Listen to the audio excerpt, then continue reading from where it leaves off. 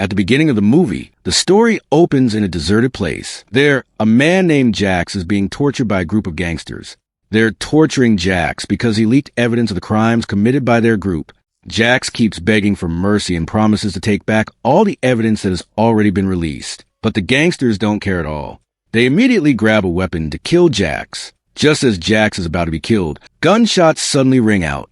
It turns out the shots were fired by a masked man. A gunfight immediately breaks out.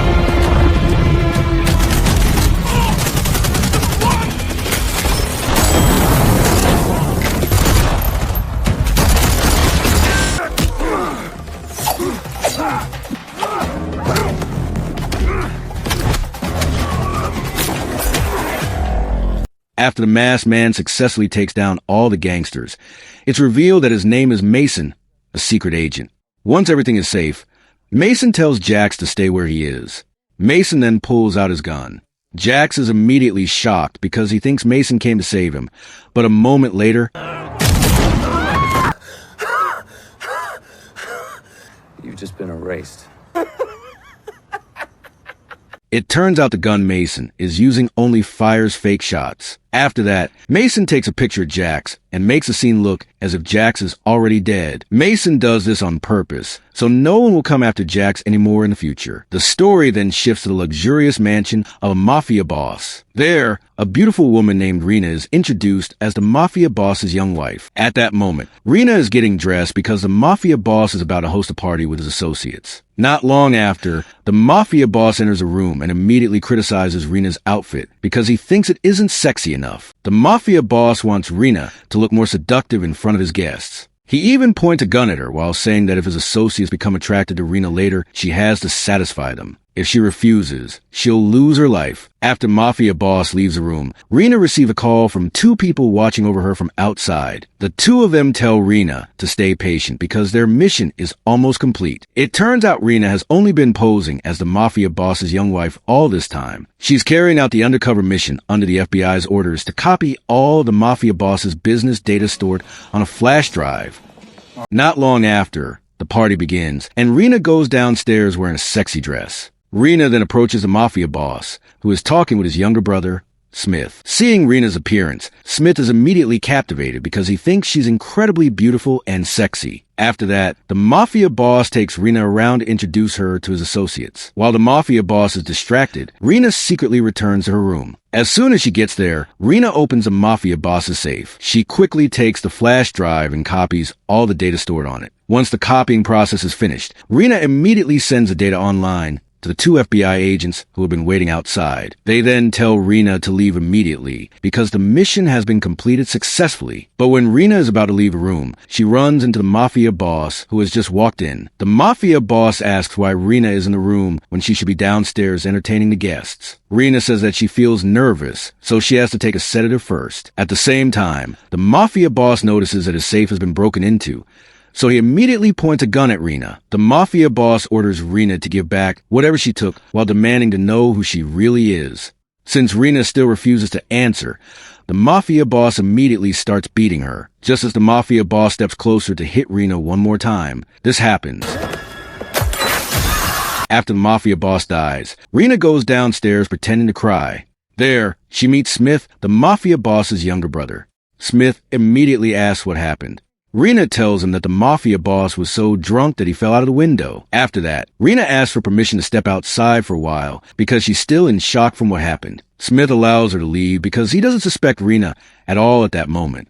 But Smith's anger immediately explodes when he sees Rena being picked up by an FBI car. That's when Smith realizes that the person who killed his brother was Rena. Rena! An hour later, Rena arrives at the FBI headquarters. The FBI director thanks her for successfully completing the mission.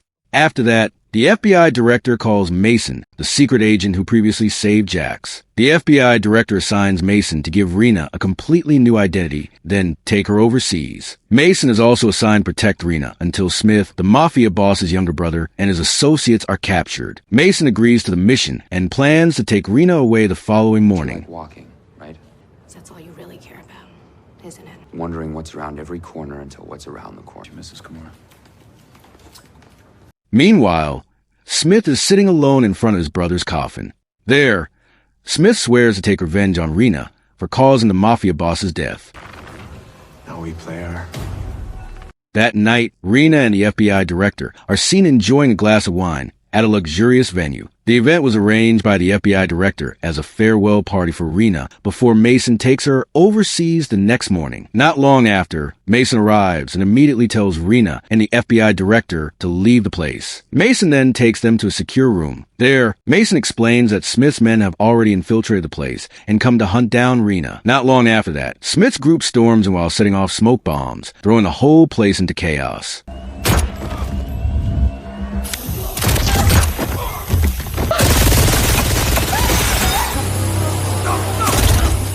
During the incident, the FBI director is killed by the group, while Rena is briefly captured. But just as Rena is about to be killed, Mason arrives and manages to save her.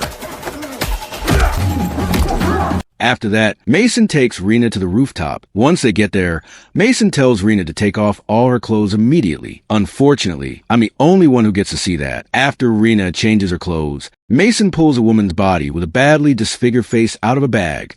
Mason then dresses the body in all of Rena's clothes and accessories before throwing it off the building.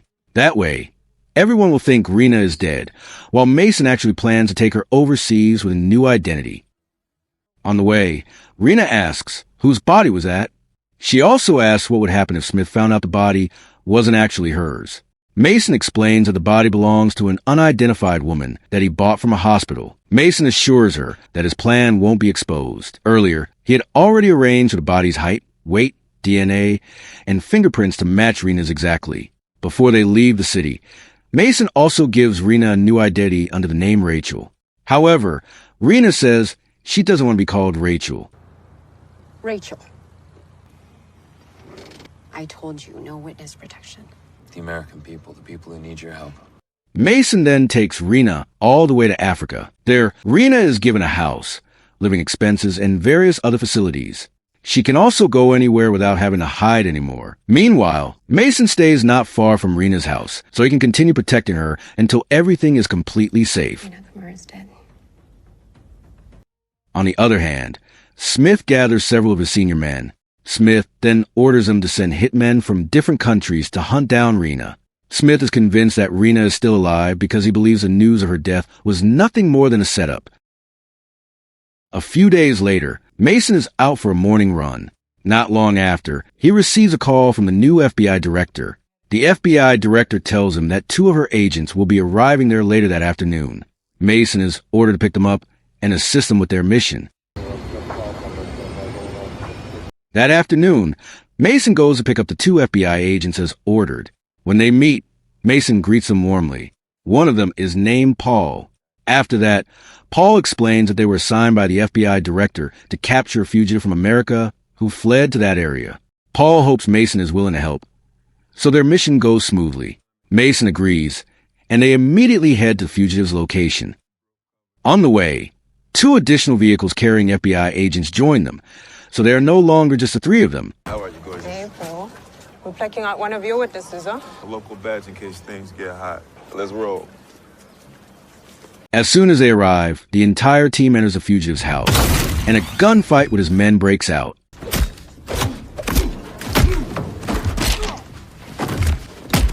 It doesn't take long before Paul corners the fugitive, who is holding a woman hostage. But then suddenly, after the fugitive is killed, the hostage immediately hugs Paul and thanks him.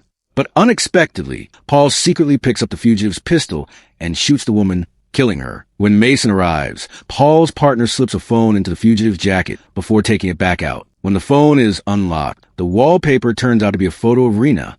Paul then asks Mason, "Isn't the woman in the photo the one you're protecting? Why is her picture on the fugitive's phone? Does Rena have some connection to him?" Paul then asks Mason to take him to Rena so they can ask her everything directly. The 3 of them eventually leave the fugitive's house, while the other FBI agents remain there. After they've traveled quite a distance, Mason starts feeling that something is off about Paul and his partner. Mason immediately sends Rena a message, telling her to leave her house right away. After that, Mason says that he won't take Paul to see Rena. Mason insists that he doesn't believe Rena has any connection to the fugitive. Hearing that, Paul immediately gets angry, and they point their guns at each other. Not long after, Paul's partner comes up from behind and immediately attacks When you say Mason. it enough, it starts to sound like the truth. Get played. That's when Paul reveals that they're actually working for Smith, the Mafia boss's younger brother, to hunt down Rena. Paul orders Mason to tell him where Rena is. But since Mason still refuses to talk, Paul and his partner immediately take Mason hostage. Watch out, one witness. That bitch. A broken sweetheart. I'll make it better. There's something I can never teach you. What's that? Not to kill. And you can go back to playing hero for escorts and criminals. He deleted the 911 he sent to Gamora. Meanwhile, Rena is seen walking toward the second safe house. However, Smith, who has already been waiting there, spots her, and the two become involved in a chase. Rena!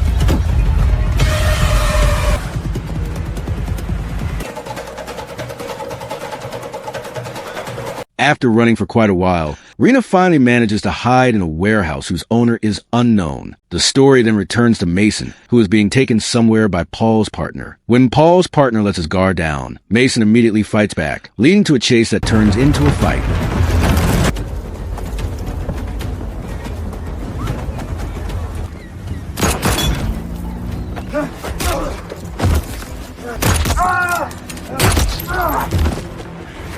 Even though both of his hands are still tied, Mason still manages to defeat Paul's partner, then immediately leaves to save Rena. The story then shifts back to Rena, who is still hiding inside the warehouse. Unfortunately, Smith enters the warehouse, and another chase begins. For fuck's sake! Rena! They keep chasing each other for quite some time. In the end, Rena manages to escape and heads straight to the second safe house. As soon as she gets inside, she's unexpectedly bothered by a large ostrich. Luckily, Mason arrives just in time and manages to scare the ostrich away. Once everything calms down, Rena asks Mason how they found out where she was. After all, everyone had already been led to believe that she was dead. Mason explains that it all happened because Smith was working with Paul from the FBI team. That allowed Paul to find out that Rena was actually still alive, and that Mason had been hiding her in that city. Rena then asks what they should do now. Mason replies that they have no choice but to face all of them. After that, Mason takes out the weapons he had hidden in the house from the very beginning. Mason says they have to get ready because sooner or later the place will definitely be found. I mean, what went wrong? He's here in Cape Town to kill you. My mentor. That's how Marco found me. Our old friends are new friends. Not long after, the CCTV cameras show several people arriving. It turns out the people are Smith, Paul, and their men. Realizing they're heavily outnumbered, Mason tells Rena to get ready because they'll probably have to escape through the back. Not long after, Smith and his group immediately open fire on the house. During the attack, Paul finally realizes that Mason and Rena have already escaped through the back door. Paul immediately fires an explosive weapon resembling a bazooka at them, and Mason and Rena barely survive.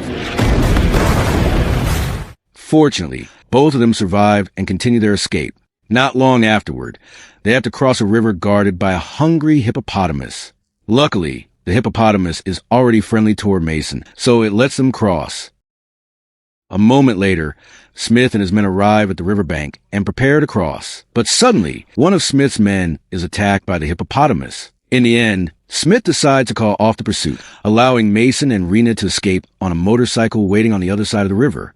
The next day, Mason takes Rena to meet an old friend of his. When they arrive, it turns out the person Mason came to see is Jax, the man Mason saved at the beginning of the movie. Mason then asks Jax for help because he and Rena are being hunted by Smith, the late Mafia boss's younger brother. Fortunately, Jax knows Smith's weakness, stealing all of his money that's being kept in the National Bank. Don't worry. Becca. An hour later, Mason and Rena go to the bank and meet with the bank manager. Not long after, the manager is informed by one of the staff that there are two painters downstairs claiming they were sent by him to paint the entire building. Since the manager knows he never gave such an order, he excuses himself to go meet the two painters. When he meets them, it turns out the two painters are Jax and his friend, who deliberately came to create a distraction. At the same time, Rena quickly hacks into the bank manager's laptop to transfer all of Smith's money into her account. Unfortunately, Smith had already moved all of his money because he had a feeling that Mason and Rena were going to do exactly that. At the same time, Paul and his men arrive at the bank. As soon as Mason realizes they've arrived, he immediately takes Rena out of the bank, and a gunfight becomes unavoidable.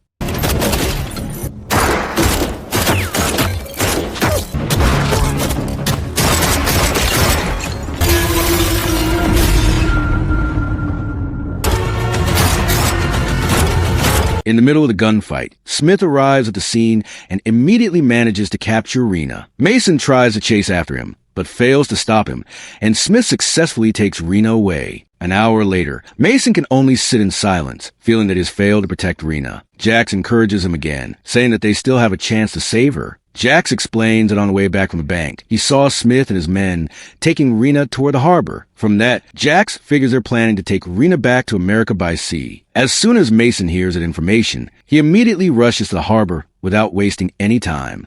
Meanwhile, Smith and his men are already at the harbor, preparing to take Rena away by sea. There, Rena tries to persuade Smith while apologizing. Rena even says she's willing to satisfy Smith every day if he'll just let her go. But this time, Smith is no longer swayed by her words. Smith says that Rena will be killed right above his brother's grave, the late Mafia boss. Not long afterward, Jax and one of his friends arrive, disguised as food vendors. Jax then offers his food to the guards standing watch there. Then this happens.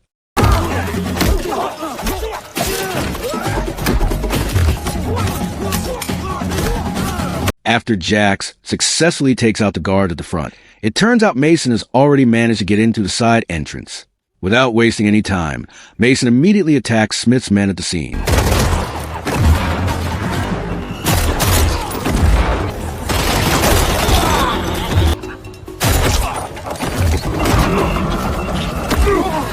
As soon as Smith realizes Mason has arrived, he immediately tries to move Rena from the shipping container where she's being held. But Rena fights back, causing Smith to choke her instead. Fortunately, Rena manages to grab Smith's gun. Then this happens.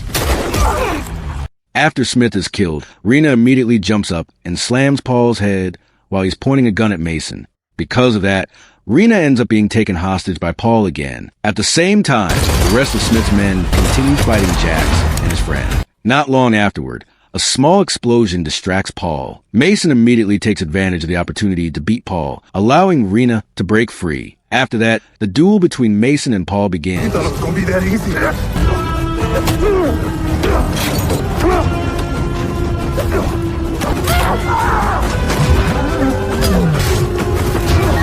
During the fight, Mason notices a shipping container transporting a rhinoceros.